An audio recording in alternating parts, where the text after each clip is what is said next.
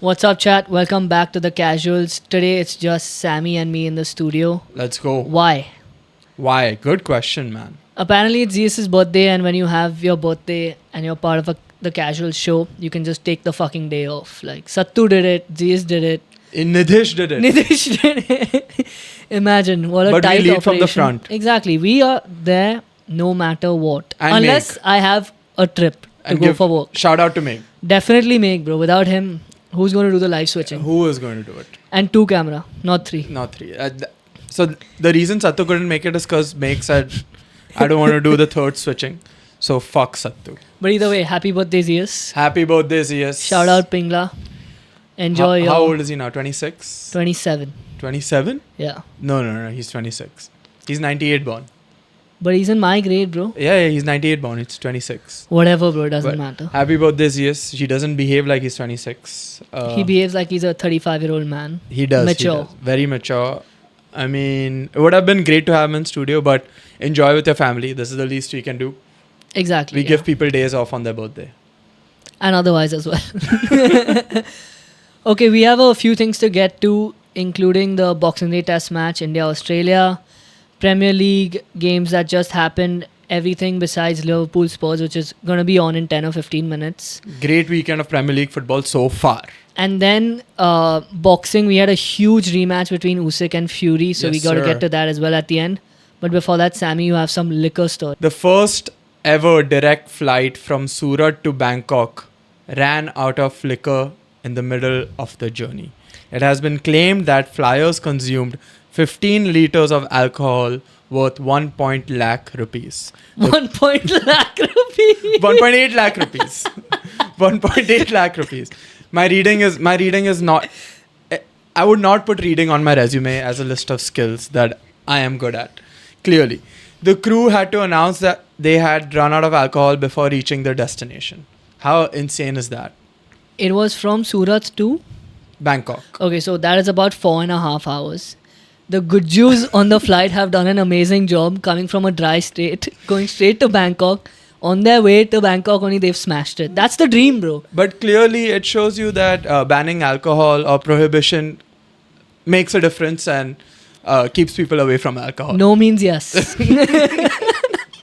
But the pictures from this flight that have been leaked have been amazing. There's thepla, chai, and a small liquor bottle on the little tray that pops out from the seat. That comes out. Meg. You can pull it out. Meg didn't know that till earlier this year. And he's the smartest guy on our show, so Kudos that's to where we're him. headed. Yeah. But isn't that crazy? What a fucking story. It's right? amazing. I wish I was a part of that. That's like historical. And I wanted to be on that flight. Thepla, chai, booze. And when you get off that flight, you don't know what is what. You don't know if it's a man or a lady, and you accept everything. So lady boy is a... W's for everyone. W's for everyone. W's for everyone. M's and W's for everyone. And T's.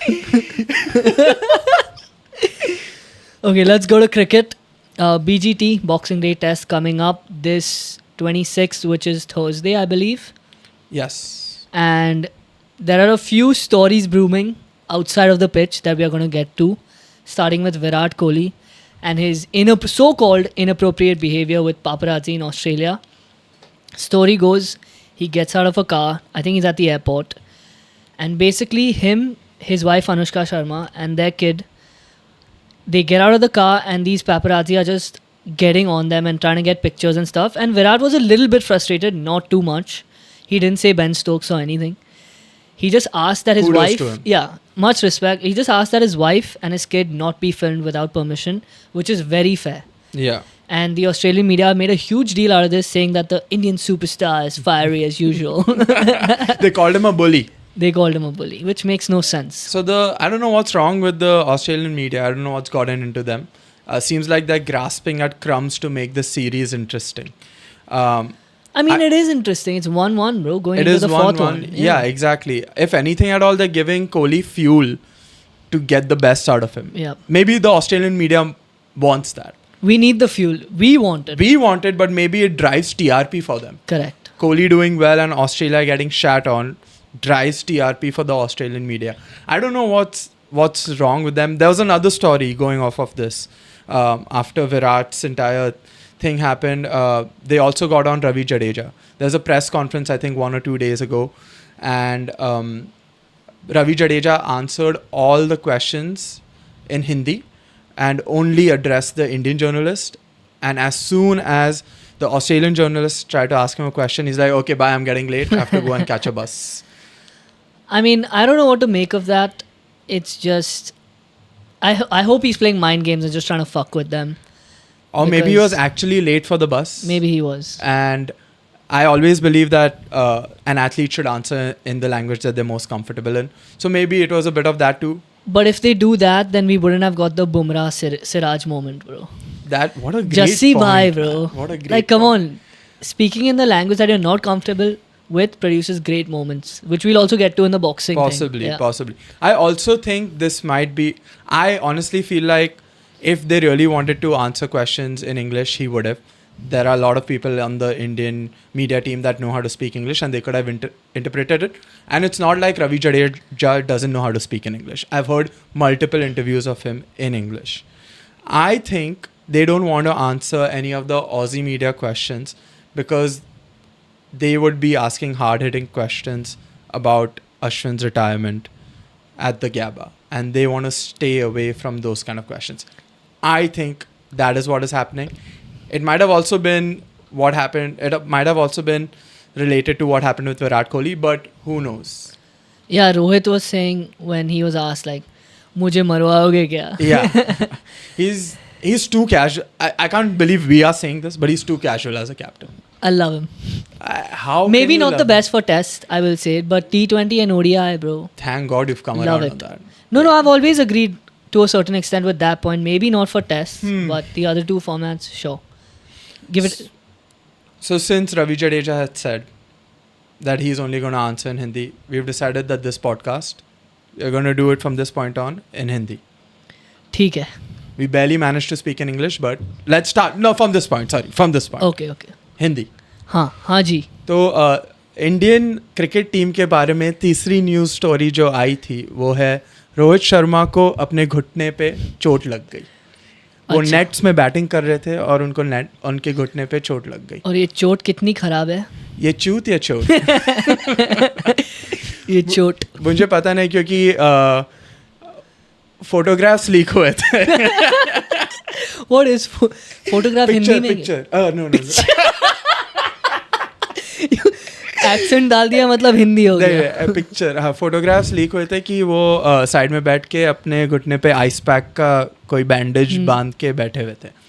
तो मैं ऊपर भगवान वाले से क्या दुआ मांगता कृपा करता हूँ कि ये इंजरी सीरियस है.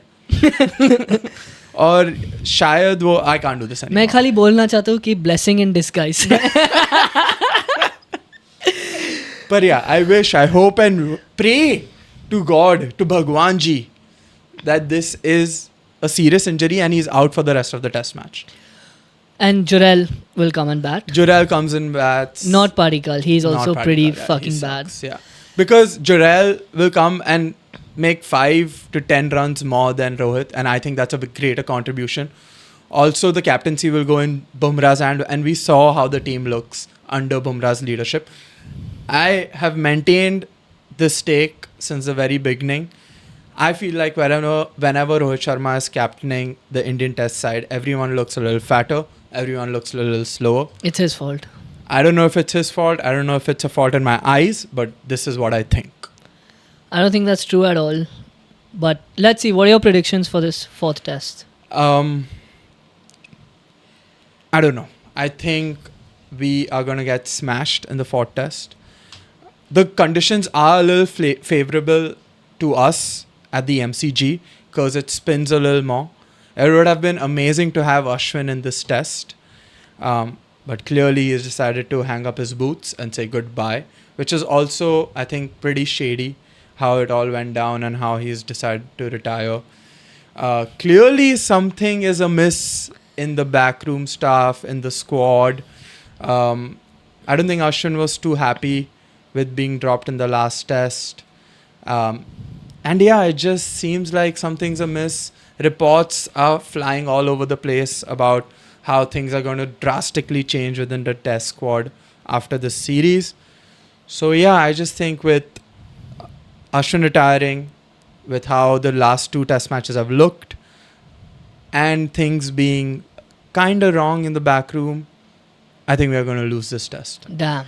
So I tend to pick from my heart, not from my head. So I'm going to go India to win. Of course, last time we talked about Shubman Gill not turning up abroad or, in this series particularly. Another player that's really not done as well as we expected, I think a couple of us picked him as our player of the tournament, is Rishabh Pant. I think it's time for him to step up, make some runs. I don't know, play your style or not. It's not okay if you just face 10 balls and hit 15 runs. This is not the last 3 overs of a T20 match. Yeah. We need you to stay longer, do what you did a few years ago, carry us in that lower order. We need Rishabh Pant to step up. I mean, yeah, great point. He can be a Travis Head, how Australia uses Travis Head. I know it's very easy to make that comparison because both of them are lefty and both of them are pretty offensive players, but they both come in 4 down, right? 3-4 down. They both come in around there. I might be wrong on that, but I understand what you're saying, but we discussed it last time that India, besides KL Rahul, has not had the ability to let balls go. Exactly. Like they have Labuschagne, McSweeney, and I Khwaja. guess Khwaja, who have not scored the most runs this series, but they're just hitting like 60 ball, 15 runs or something like that. And India has not been able to do that. They're trying to play too fast. This intent is getting annoying. Waste the balls, the openers, maybe 1 down. Take your time. Let Kohli come score some runs, Pant score some runs. Let the ball get older. Yes. And then maybe if Rohit is not opening, it's easier for him to bat then too. Exactly, yeah. And then we get the major chunk of our runs there. I don't know if things are going to change this test match. I hope there's a more consolidated approach with our strategy. Because batting-wise, we've looked hopeless. And bowling-wise, also we've looked kind of hopeless. Besides Jasprit, of course. Apart from Jasprit Bumrah, who's just been spearheading the attack like only he gives a fuck. Yep. And they need that plan, like we discussed for Travis Head. Do something. He's hit way too many runs when both other teams' batsmen have hit no runs. Exactly. He's done way too well for this fucking series. Yeah. Like, it shouldn't be this way. Yeah. Okay, we'll move on to football. The United Bournemouth game just ended. And What a performance. from Bournemouth. United are back. I can't believe I picked them, man. What happened in the game, Tanaay? It was at Old Trafford and Bournemouth won 3-0. Oh my god. Disastrous game, and I think I can identify some of the problem. I like the system that Amorim's playing. It's set up to defend while defending and move when they get the ball. But these individual player mistakes are really, really costing us. It's the fact that, okay, let's say for example Licha or Malasia today, right? They'll chase down and make a great tackle. And then the easy part, which is a simple 3-yard pass to their outside back, that's what they're fucking up. And then we lose the ball and concede a penalty or concede a set piece, which we've conceded a lot of goals from recently. And that's the chain. Basically, that's been poor. The final ball has been absolute garbage, even from players like Bruno and stuff. Today, they had great cutback opportunities, basically rolled out, edge of the box. You got to hit the target. They've missed the target. They've hit it right at the goalkeeper. No good connections. I mean, it's just... You can't blame the manager for all these things, is what I'm saying. He set up a system. He's trying to work it out, being positive. He's got good out of, let's say he's got good out of my guy Amad Diallo. He's playing really well, confident and everything. But everyone else, I think just these mistakes need to go. I mean, it's costing us so much money, first off, and so many fucking points as well. In the EFL game that happened during the week against Spurs, I think it was a similar story where United actually played pretty well, but it was the personal singular mistakes within the individual mistakes from the goalkeeper that led to United's demise. Yeah, goalkeeper had 2 mistakes and they scored 4 goals. Yes. One was that fucking straight from a corner and then the penalty as well. I think was it a penalty in that game? But whatever, he made a few mistakes. And yeah, 1 goal from directly from a corner. And that is just bullshit. Like, how many times are you going to blame the manager who's not playing? He set up a good system. They played decent football. Today also, 19 shots on goal before the last 5 minutes they put up that stat. Not on goal, 19 shots total. And that's a good thing. United normally struggle to get 4 or 5 shots under Ten Hag maybe last year and things like that. But yeah, these chances need to be converted, these passes need to be made, and these errors need to be fucking stopped, man. So the only difference I feel like between Bruno and Ten Hag this season has been the hair. Apart from that... Amorim, you mean? So, yeah, Amorim and Ten Hag has been the hair. And I also feel like, I mean, The play style is much better. play style is looking Maybe it's a new manager little bounce, better. but it's looking better. The system is a little different. Yep. It kind of, even though this squad was designed by Ten Hag, weirdly it feels like Amorim has come in and implemented his system, and these players suit his system better than Ten Hag's system. The three at the back, I think it suits all three of your centre backs much more than playing a two centre back system. Moreover, I don't know, what do you make of Amorim so far? It's 4 wins, 4 losses, 1 draw. 2 the losses on the record bounce. is horrible, right? And I don't know, I'm liking the system. Like I said, I like the way they're playing, but I don't know, we're players first podcast, but I have to blame the players for this, man. I have to. Rashford gets dropped again. But I don't see what he would have done much different. Rashford, I had a lot of hope in him as well, you know, just like everyone else in the world. When he came up, when he was actually in form, I thought, okay, let it continue. Maybe next season he'll go for his, you know, whatever. He'll build up on his 20, 30 goal season. But from 30 goals, he went straight to single digits, you know, the following season. So, and it's happened multiple times. So now I don't have much hope in him for playing for United. Like, if he wants to leave, let him leave. No disrespect about that. But yeah, I believe in Amorim and the system for now. And it's only been 9 games, so we'll see how it goes. All-time shit week for Rashford, has got dropped twice. And his girlfriend also dropped him and has registered and put her name 4th for the next season of Love Island. Damn. We're going to get so much amazing inside scoop about Marcus Rashford's life and Manchester United in that Love Island season. I am so excited. So it's tragic being in a public relationship. I feel. It's just might be the worst fucking thing ever. Especially when it's so up and down, you know. I know. The last season I watched of Love Island was when Tommy Fury was on it. And it was one of the best. That was the only... I watched 2 seasons of Love Island. They're like 7 or 8. And that season was so much fun during When does COVID. it start, Love Island? I don't know. Maybe we do something Love Island related. Like a weekly update. Maybe like 5-10 minutes just talk about the episodes We or should. something. Yeah, that'll be sick. And only related to his girlfriend. We only cover his girlfriend and nothing else. Because Unless the other we're a content- sports yeah. podcast at the end of the day. Sure. Unless the other content is good, then we'll talk about it as well. For sure. But I am so excited about that. Another game. No, but Anything also in else, yeah. United, I feel like it's historically and very well documented your hate for Kai Havertz. Yeah. Do you see any similarities between Xerxes and Havertz? Because I feel like y'all have signed your worst nightmare in Xerxes because he's been crap. He doesn't look like he doesn't look like he's going to score. His link-up play is a little good, but again, his touches looked awful over the past 2 games. I saw a clip online where one of the ball goes on the wing, Ahmad has the ball, and you expect a striker to rush into the 6-yard box and try to meet it over there. Xerxes But he's not a standing, striker. He's 9.5. Same with Havertz. Bro, he's not an out-and-out striker. That is a good comparison. Like how Havertz came in as this guy who has this elite touch, hold-up play and things like that from Germany. Chelsea also, he was pretty mid. Arsenal, this season he's decent, but besides He's getting that, the goals. yeah. Xerxes, I feel, is similar, only like It's he's a frustrating big, to watch yeah, them. he's just a big guy trying to hold the ball, but his touches are so random. Once in a while he'll have this beautiful touch and everyone will lose their minds, but they're so random, and the link-up play is good, but only when it happens. Like half the time, I don't know, the ball comes to him and it's gone. You know, And he's not like that, like you said, that hard-working striker that's just going to goose out and get his goal, right? Like Højlund does that much better than him. when we go to play those 5v5 games and you see those old fat dudes who knew how to play at one point Yeah. and have a really good had a really good touch and still think they have that really good touch. You can see a little style, a little flair in the way they move. But when the ball goes to them, it touches their foot and goes 5 meters away.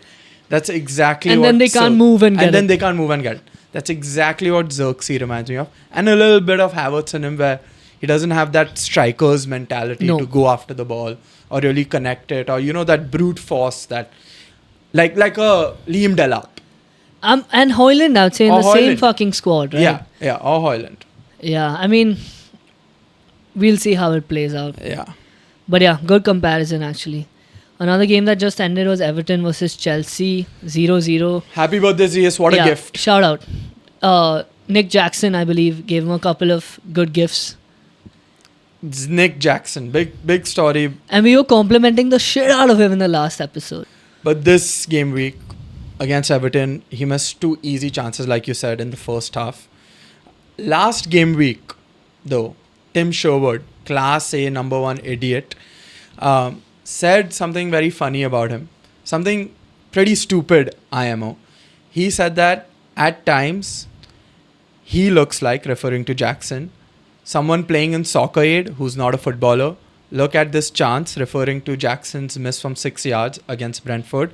That looks like someone who's a rapper or an actor or something trying to play football. I mean, if anything at all, it's an insult to the rappers or the actors. Is it? Because Jackson was pretty ass today. Chelsea could have been 2-0 up, and they could have solidified their title charge and solidified that second place position. Which brings me to what ZS and other Chelsea pussy fans have kept saying. They've been second on the table for like a good amount of time now, and they've been in good form, but they're still like, we're just a chill club. We're not in the title race. So fuck you. You are not in the title race anymore. I mean, they were right. Yeah, you deserve it. If anything at all, they were right. But still future champs. Future champs in 2030. Exactly. But I hate that attitude from any fan. Like, trying to be so casual, playing it off so, Because he gives me shit for the same thing, right? I came out guns blazing at the start of the episode, at the start of the season, and now it's backfiring because Arsenal's not playing that well. And he gets a chance to shit on me. So the minute he's like, yeah, the season's ours, he knows he's going to get shit on. I mean, it's just, I don't know. I understand the tactic. You probably don't understand the tactic because your team is languishing 13, recently, 14. But I've grown up with the best attitude and the best results. So not a problem, not an issue for me. Last 6-7 years have been horrendous for you. That's why I said I grew up when I was like 12, 13. Do you even remember fucking that? Amazing. What a time in our lives. Okay. So even those years were better for you also. Wish we were doing a podcast then. Exactly. No, I don't think so. Podcasts weren't a thing only back then, I feel. The radio show. Yeah. But I don't think so. I much rather have finish second and not win anything. Bro, that time we were confirmed 4th finishes. Of course, we get to see really good football being played, but defensively we were so leaky and we'd always go and struggle against the biggest clubs. It was a given. But now, like, we challenge against the biggest clubs. There's 2 charity shields. Whatever. We have more money to spend. There's a clear plan. Mikel Arteta is very... What clear plan? Get the ball to the corner and take corners. Phase 1, 2, 3, 4, 5. Have you heard him? Yeah, it's been fucking 6 years. But exactly, the corners is a great point that you bring up. That was always a complaint under Wenger's squads or the squads of the past that we don't make the most of set pieces. We don't believe in that kind of football. And now that we're doing it, people are saying, oh, y'all are a set piece club. No, it's like, do anything to gain the slightest advantage and make the most of it. I agree, but that's if you're doing other things right as well. What did Sattu say last time? We won 5-1. I understand. Sattu said last time, in a month, you'll only scored set piece goals. So that is a bit weird, bro, if you ask me. I know, but that is also awesome as opposed to, like, imagine set pieces weren't working for us and normal play wasn't working for us. That would be like United, I guess. Exactly. So people just want to... Yeah, exactly. People just want to pick and choose and create a narrative.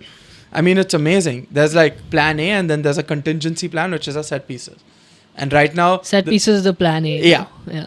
It's working. I mean, a goal is a goal is a goal. And I'll just bring up the 2 Arsenal games that happened this week. Both against Palace, 1 at home, 1 away. We'll start with the EFL Cup. 3-2 to Arsenal. Gabriel Jesus with a hat-trick. Mateta and the former gunner Nketiah scored against you guys. Congratulations. Shout out to him, still doing well. Not really. But yeah, sure. I know he's not. He got his 1 goal against Arsenal and now people will remember him and probably he gets his next contract with And Palace. then this weekend's game was Palace-Arsenal at Crystal Palace and Arsenal won 5-1. Jesus with another 2 goals. Havertz, Martinelli, Rice and Sarr scored for Palace. Gabriel Jesus, bro. 5 goals in 2 games against Crystal Palace. He is not a fucking goal scorer. What is happening? We should play Palace every game week. Okay, done. Right? Done. I mean, that's the only solution. And we should play City every game. And because Jesus... Oh, that was a big question, bro. From the United Bournemouth game. How bad is Manchester City? We'll get to that United in the getting next slapped game. at home. And they lost to United. I mean, that entire... It doesn't make sense only. But whatever. That is We'll Premier get to League it. We'll football. get to it. Anyway, Jesus playing well. Saka out injured. Yeah. Jesus finally looking somewhat of a semblance of a striker. And now Saka gets injured. I saw a tweet, when the Lord giveth, the Lord taketh. And that's what's exactly happened with Jesus coming into form and Saka's hamstring getting blown out. And if you say it in Hindi, kuch aata hai to kuch jata hai. Amazing. Kya? Wow. Wow. Kya loves bole hai tumne. But I feel like the Saka injury seemed like it was bound to happen. He's overplayed. He's Overworked. the most overworked. Yeah. He's more overworked than those people in the Chinese factory making our Apple products. Oh my God. The people. Are they not? They are people, but they are children, I feel. Yeah, they're children. Yeah, I mean, Okay. I just wanted to be a little PC and Okay. not get attacked. But we are a you are PC right. podcast, right? We are a super PC podcast. You know us. But yeah, the children. I feel like this was bound to happen. His hamstring was bound to get blown out like this. Remember a few episodes ago, we were talking about who's more important to the Arsenal squad, Odegaard or Saka. We're about to find out. We're about to find out. And I still feel like Odegaard is more important to the squad. We'll see how Arsenal do with Saka's absence, with Martinelli on the right wing. Maybe Martinelli finds some form on that right wing because he scored this game. He didn't look the best. Yeah. He still looked like his indecisive self. And his goal was pretty easy. Yeah, Jesus should have got his hat-trick including on that you and me, besides Nick Jackson, would have scored that. Exactly, because... Or a Soccer 8 player. Or Soccer 8, like Chunks or someone. Chunks, yeah. Because Chunks actually has amazing tackles. Yeah, he does. But yeah, that's why I was like, Tim Sherwood's an idiot, not for being a racist, but for, in fact, not considering the skill level of a Soccer 8 player. Exactly. Another thing was Raya. The game started off 3 goals in the first 15 minutes. It was insane. And in that period, when it was 2-1 to Arsenal, Raya made a few crucial saves. Yeah. He looked really, really good. One-on-ones, like cutbacks and saves. He did really well. So I just want to say that. Shout out Raya. The goalkeepers are doing well for you as well. Shout out Raya. Yeah. Much But- needed. Yeah, I mean, sometimes we just look super solid, and then there'll be like a 5-minute period where we look super leaky. Everything flows through the center of the park. It feels like our defenders get caught in these 1v1 battles, and then they have to rely on their athleticism to like make up that ground. I don't know what's wrong. We didn't get exposed in this game. Raya saved our ass, and then we went on to score 5 goals. So kudos to us. Rice also looked amazing after coming on that left side. Yeah, great goal he scored as well. Great goal. But yeah, I am very scared moving forward. I know Arteta said we are challenging for the season right after the game, for the title right after the game. But I don't know, man. Bro, gas him up, man. It depends on Saka's injury. It really does What's depend the on report that. on that? How long is he going to be out for? They're still A diagnosing. hamstring is usually minimum A little bit. like 2 to 3 weeks. Yeah. So let's hope it's that and not more than that. Because all our assists and a lot of our goals have also been coming from that side. We are replacing him with Martinelli, who's not been scoring Amazing. that much. Trossard will be playing on the left. Hopefully Jesus can fill that gap of the goals. And let's see, we move. Okay, we'll move on to City. Aston Villa hosted City this weekend and they beat them 2-1. How shit are But Manchester wait. City? Round of applause for Phil Foden. Round of... First goal of the season. He's Player back. of the season from last year. He's Zal back. was wrong the whole time. Yeah. What Zal a is player so he stupid, is. man. What a player. Zal, you should have never opened your mouth. You don't know anything about football. But yeah, I mean, Duran and Rogers scored, and what a goal from Morgan Rogers. What a game he's had. Ran that midfield just creatively, played an amazing game. City, despite being down for a long period of time, did not create many chances at all. I say United created more chances against Bournemouth than City They did. look so shit, They City. looked awful, bro. So boring to watch. It looks like they give their ball to their wingers do 2 step overs, nothing really happens, and then they pass the ball back into the center. There's no sort of movement, no dynamic movement, no exciting play at all from City. And in this losing streak that they've had, 1 win in 12 games or something, Haaland maybe has touched the ball like 4 times the whole game in each of these games. I mean, I don't know who's humbling him, but someone is, bro. That big fat humble pie. Yeah, he's eating it, and how? He came for the post-match press conference and he looked tired. He looked like his eyes have sunken in 3 more feet. He looked abysmal, and even in the game, he's looking like Michu. Like Michu's dirty season that he had after his. You remember Michu from Swansea? Of course, bro. He's a Premier League Barclays man. He's a Barclays man. Streets will never forget. He had that amazing 1 season. Haaland has had 2 great seasons, and now he's gone to that Michu level of play. Yeah, sure. I mean, that's a bit extreme. No. I mean, I'm gonna say it because City's fucked my head. City's looking like Swansea. So, and City's looking like Swansea. Exactly. Like the crap Swansea. Swansea had a few good seasons where they were playing really good football and all. Yeah. So how much? So who gets sacked first, man? Amorim or Pep? I mean, obviously Amorim. No, but I don't know. Pep is pretty unsackable at this point. They'll say mutually parted ways or something. They'll never say we fired our greatest ever manager. What do you think is the problem, man? I feel like they didn't make any signings in the summer. Rodri being and out. the curse. When Rodri won the Ballon d'Or, Richarlison went live on his Instagram and said, shit is going to go down. If Vinny doesn't win, and he didn't win. And he didn't win. And he basically cursed Manchester City. After Manchester City lost their most recent game to Aston Villa, Fabrizio Romano posted a very, very normal post giving a score update, a match update. And then Richarlison has commented on that post, a very ominous comment saying, this is the day that the Lord has made. Let us rejoice and be glad in it. Shit is still going down. This Brazilian magic is real. He's quoting the Bible. He's doing some kind of dark magic, dark arts. I love it.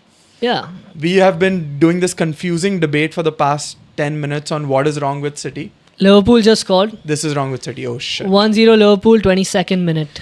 Luis Diaz, what a cross from Trent. And they've been dominating this whole time. I thought the weekend would be good with Chelsea dropping points. Bro, what did I say? City dropping points. Kuch aata hai, to kuch jata hai. United getting fucked, Arsenal winning, but I guess not. You're right. Kuch aata hai to kuch jata hai. Back to the curse. Enough rambling. No curse? What curse? I think there's a full curse happening on City. Because Pep is scratching his head. He's locking himself in a room. He's making those hand signs that have now become a meme after the game. I mean, shit is going down for them. Yeah, bro, it's just damn funny. The timing of everything, and then Richarlison doubling down and putting that comment on Fabrizio's post, bro. Like, Chutia, focus on football, Richarlison, man. He's been pretty dog shit, dude. But at least he manages to stay involved on and off the pitch. At least he helps the other teams. Exactly. That's the least we can expect from Richarlison. I mean, I love him. Yeah, great. Yeah, if he's the reason for City's downfall, I love him too. I mean, Spurs have somehow contributed to the greater good of this league and also for Arsenal. Once. Yeah. So thank you so much, Tottenham Hotspurs. Okay, that is it for football. Correct? There were a bunch of games, obviously, this Premier League weekend, but Newcastle beat Ipswich 4-0 and Isak scored a hat-trick. We had a big debate with Isak and... So I was talking about who Arsenal should sign in the... And Wissa. Yeah. So I said we should sign Wissa. And ever since I've said that, Isak has just gone off. Isak has scored a hat-trick more recently. He scored an amazing goal against Liverpool. And then he got a brace, I think, 1-2 game weeks ago. He's just looked phenomenal. Yeah, he has. And yeah, they just blew them out of the water, Newcastle. And then another team that's doing very well, maybe they scraped through this result with a 2-0 win over Brentford, is Nottingham Forest. They're sitting comfortable at 4th on the table. Giving Brentford their first home loss of the season, which is very surprising. They took a lot of pressure in that first half, did Nottingham Forest, but then they came back to win the game. Again, I just want to shout out Nottingham Forest's centre-back, Murillo.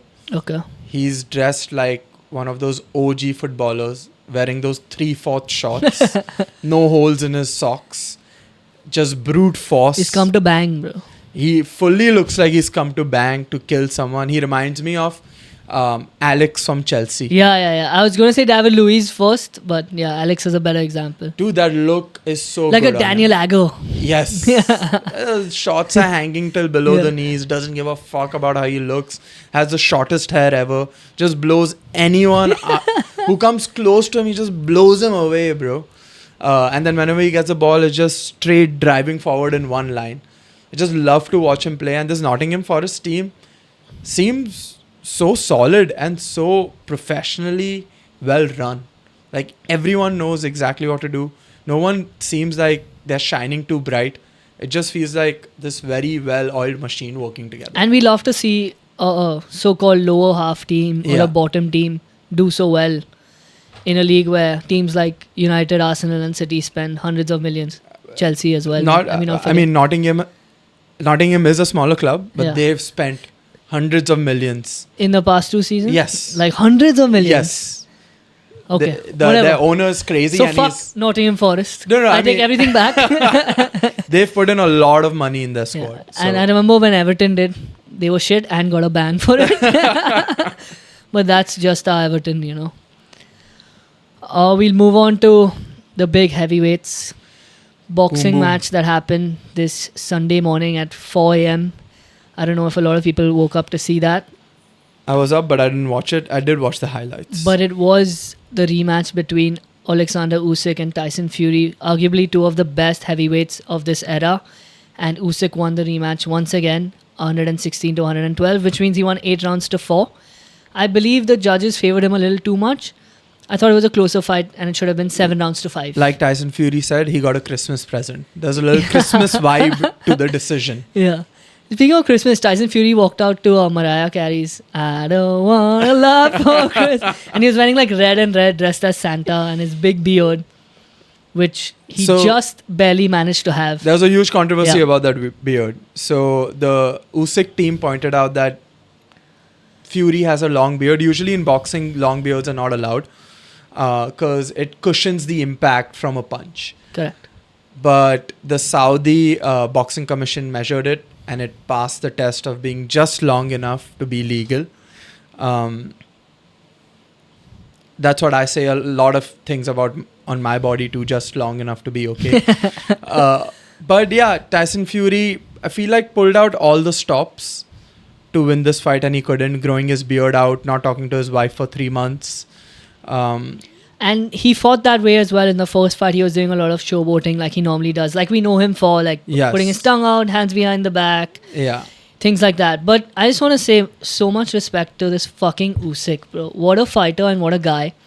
First off, he was 55 pounds lighter than Fury. Mm-hmm. It's a huge advantage for the bigger guy. Yeah. And Fury's a fast heavyweight for being 280 pounds. I'll just read through fast some of... and longer. And way much longer. He's 6'9". Yeah. And I'll just read through some of Usyk's all-time records. He's undefeated 23-0. He's the current WBA, WBO, IBF and WBC heavyweight champion. These are all the different promotions you have to fight to get all these 4 belts. And only 2 fighters have done it in the 4-belt era, is Manny Pacquiao and Terence Crawford, I believe now. He was a former WBA, WBO, IBF and WBC cruiserweight champion as well. So those guys have done it in 2 divisions and now Usyk has as well. Damn. Defended those belts. Is cruiserweight just below heavyweight? 1 below, yeah. Okay, so it's a light heavyweight. Exactly, yeah. If you want to put it in MMA terms a little bit.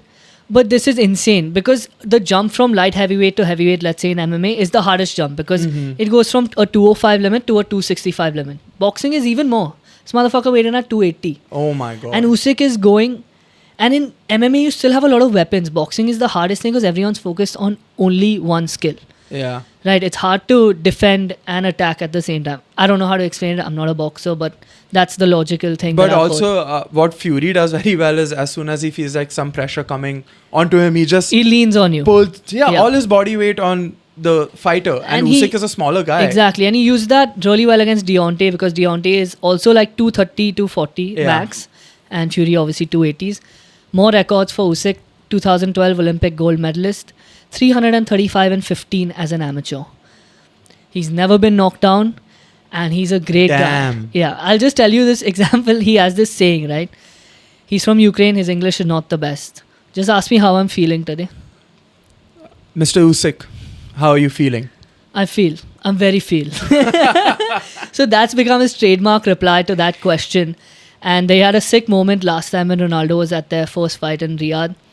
And Ronaldo just went up to him and was like, I feel. And then Usyk replied, I'm very feel. Oh, damn. Yeah, and it was sick. But Usyk is just so funny and such a well put together person. I feel that he trains hard, but he also gives us these beautiful moments outside of the cage, maybe at a press conference and things like that, which is something Fury is known for, right? Yes. He sings, he makes everyone laugh, he's jolly and angry at the same time somehow, which is why I was attracted to Fury, and I thought no one was going to beat him in this era.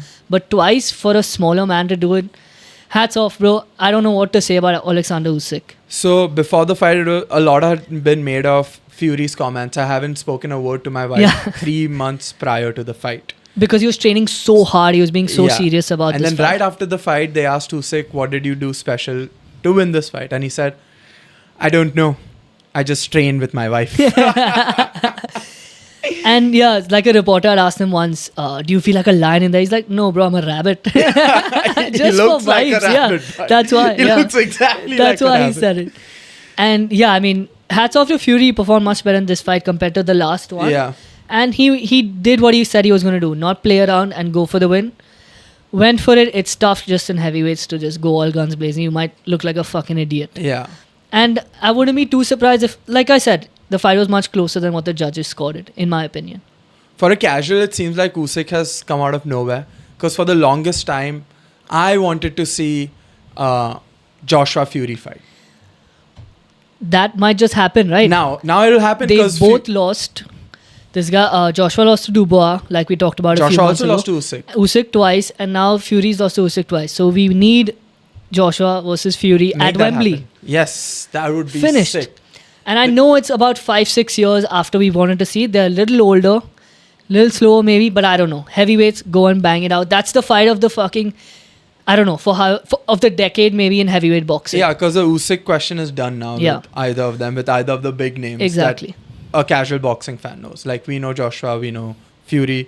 I mean, sure, Dubois and all of them are still there, but they're not that electric on the mic and they haven't made that much of a name for themselves beyond the boxing Yeah, circuit. popularity-wise, this is the best fight they can make. And now they are both coming off losses, so... And now it's almost justified that they can fight each other. And we have the great Turki Alal Sheikh making all these dream matchups, which he never thought we could see. Shout out to him actually killing it for boxing. Mm-hmm. And the rematch between Dubois and Usyk should happen. The first one, Usyk won in the 9th round. I think he knocked him out. And I don't see any other challenger. Like, Dubois proved himself. You beat AJ, you got to go for the belt. Yeah. And he smashed AJ. He smashed him, yeah. AJ broke his jaw or something, right? And he got knocked down way too many times. And probably Yeah. 4 or 5 rounds, I think he took him out. I don't know, but yeah, kudos to Usyk has come out of nowhere. Yeah. I'm a And- fucking fan, dude. That guy is amazing. Yeah, even I mean, I love him. He knows just about enough English to like have the perfect. He's like Portan. Yeah, exactly. But more English. More English. I'd say more like Khabib when he first came in. Yeah. When you say words like I'll smash him Yeah. and all of that. He knows the right Yeah. amount of words and right amount of expressions to be funny. Right. And like this guy understands it. This guy gets it. And he also has mad respect for Fury and he exposes him pretty well. He's Yeah. like, Fury, amazing man. When cameras start, he like a lion. Yeah. Which makes Yeah. all the sense in the world. And I'm a huge Fury fan, man. I just loved that whole comeback story. The Deontay Wilder wins, the few other wins in the middle against Chisora and things like that. But I don't know, Usyk, all respect, bro. What a guy, what a fucking fighter. Yeah, the Deon. I was like mildly interested in boxing, and then I really got into boxing. I think this was 2018, 2019, when Fury was fighting Wilder for the first time. What a fight that was. And I just was like watching snippets of Fury and his story and him being unbeaten, super loud spoken, and I was looking for like, I need to see like a long interview of this human.